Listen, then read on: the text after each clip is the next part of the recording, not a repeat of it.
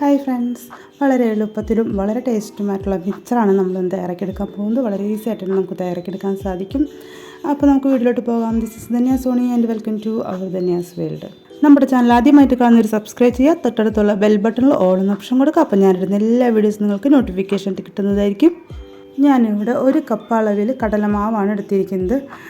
കടലമാവിന് പ്രത്യേകിച്ച് അളവൊന്നും ഒരു കപ്പ് അളവ് എടുത്തു എന്നേ ഉള്ളൂ.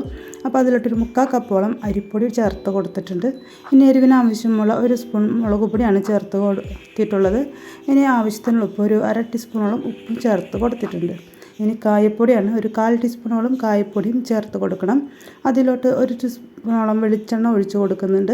ഇനി ആവശ്യത്തിനുള്ള വെള്ളം ഒഴിക്കുമ്പോൾ പ്രത്യേകം ശ്രദ്ധിക്കണം. നമ്മുടെ ചപ്പാത്തി മാവൊക്കെ കുഴച്ചെടുക്കുന്ന പോലെയാണ് കുഴച്ചെടുക്കേണ്ടത്. കുറേശ്ശെ ഒഴിച്ച് കുഴച്ചെടുത്തതിന് ശേഷം മാത്രം കുറേശ്ശെ ഒഴിച്ച് കൊടുക്കാം. ഇപ്പോൾ ഈ ഒരു പരുവത്തിലോട്ട് അത് കുഴച്ചെടുത്തിട്ടുണ്ട്. ഇനി 2 മിനിറ്റ് റെസ്റ്റ് ചെയ്യാൻ വയ്ക്കാം. അതിനുശേഷം നൂലപ്പത്തിൻ്റെ അച്ചിലോട്ട് നമുക്കത് ഇട്ട് കൊടുക്കാം. അച്ചിൽ വെച്ച് കൊടുത്തിരിക്കുന്ന ഒരു സ്ലൈഡ് നൂലപ്പത്തിന് നമ്മൾ വെച്ച് കൊടുക്കുന്ന ഒരു സ്ലൈഡാണ്. അപ്പോൾ നമ്മൾ എടുത്ത് വെച്ചിരുന്ന എല്ലാ മാവും അതിലോട്ട് ഇട്ട് കൊടുക്കുക. അതിനുശേഷം അതിൻ്റെ മൂടിയെ വെച്ച് നമുക്കത് അടച്ചു കൊടുക്കണം. വളരെ ഈസി ആയിട്ട് തന്നെ നമുക്ക് മിക്സർ തയ്യാറാക്കിയെടുക്കാനായിട്ട് സാധിക്കും. അപ്പോൾ നമുക്കൊരു ചട്ടി എടുത്ത് വയ്ക്കാം. അതിലോട്ട് ഓയിലോ അല്ലെങ്കിൽ വെളിച്ചെണ്ണയോ ചേർത്ത് കൊടുക്കാം. ഞാനിപ്പോൾ വെളിച്ചെണ്ണയിലാണ് തയ്യാറാക്കിയെടുക്കുന്നത്. വെളിച്ചെണ്ണ നല്ലപോലെ ചൂടായതിനു ശേഷം ഒരു മീഡിയം ഹൈ ഫ്ലെയിമിൽ വെച്ചിട്ട് നമുക്ക് നമ്മുടെ മാവ് അതിലോട്ട് ചുറ്റിച്ച് ഇട്ട് കൊടുക്കാം. ഒരു ഭാഗം പെട്ടെന്ന് തന്നെ വെന്ത് വരും. അപ്പോൾ ഉൾഭാഗമൊക്കെ ഒന്ന് വേവാൻ വേണ്ടി ഒന്ന് വെയിറ്റ് ഒരു മീഡിയം ഹൈ ഫ്ലെയിമിൽ തന്നെ ഇട്ട് കൊടുക്കാം. എന്നാലാണ് പെട്ടെന്ന് വെന്ത് വരാം. അപ്പോൾ ഉൾഭാഗമൊക്കെ ഒന്ന് വെന്തതിന് ശേഷം ഒന്ന് മറച്ചിട്ട് കൊടുക്കുക. എല്ലാ ഭാഗവും ഒന്ന് മുരിയിച്ചെടുക്കുക. കരിഞ്ഞു പോകാതെ പ്രത്യേകം ശ്രദ്ധിക്കണം. അതിന് കളറൊക്കെ പെട്ടെന്ന് മാറിപ്പോവും. ചെറിയ ചെറിയ നൂലുകളായിട്ടല്ലേ വന്നിരിക്കുന്നത്. അപ്പോൾ പെട്ടെന്ന് തന്നെ ഇത് വെന്ത് വരും. അപ്പോൾ തന്നെ നമുക്കത് കോരിയെടുക്കണം. അപ്പോൾ ബാക്കി എല്ലാം ഇതുപോലെ കോരിയെടുത്തതിന് ശേഷം ബാക്കിയുള്ള മാവും ഇതുപോലെ തന്നെ ചുറ്റിച്ചെടുക്കുക. അതിന് ശേഷം നമുക്കിത് മറച്ചിട്ട് കൊടുക്കാം. അത് കഴിയുമ്പോൾ 2 മിനിറ്റിനുള്ളിൽ തന്നെ ഇത് വെന്ത് വരും. ഓരോ ലെയറും ഇതുപോലെ തന്നെ എല്ലാ മാവും വെളിച്ചെണ്ണയിലിട്ട് നമുക്ക് വറുത്ത് കോരിയെടുക്കാം. ഹൈ ഫ്ലെയിമിലൊക്കെ വെച്ച് കഴിഞ്ഞാൽ വെളിച്ചെണ്ണ നല്ല ചൂടായിട്ടൊക്കെ എടുക്കണം. കാരണം പെട്ടെന്ന് തന്നെ കരിഞ്ഞു പോകാനുള്ള ഒരു ചാൻസ് ഉണ്ടാവും. അപ്പോൾ അത് പ്രത്യേകം ശ്രദ്ധിക്കാം.